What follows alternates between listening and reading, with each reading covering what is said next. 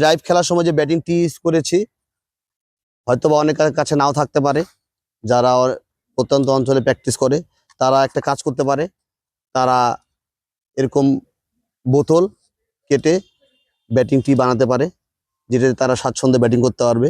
আমরা এরকম টি বানাবো, বোতলটা অর্ধেক কেটে নিলে হবে। জাস্ট এটা এভাবে রেখে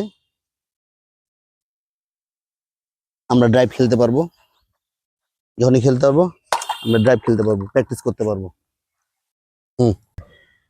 আজ আমরা জানবো ছোটদের কিভাবে ব্যাটে গ্রিপ ধরতে হয়, কিভাবে স্ট্যান্ড নিয়ে দাঁড়াতে হয়, কিভাবে ব্যাট লিফট করতে হয়, আর কিভাবে ড্রাইভ খেলতে হয়, এই বিষয়গুলো নিয়ে আজকে আমরা কথা বলবো। এখনকার ক্রিকেটে অনেক গার্জিয়ান তারা বাচ্চাদেরকে নিয়ে কাজ করে, আমরা জানি অনেক বাচ্চাকে নিয়ে তারা কাজ করে,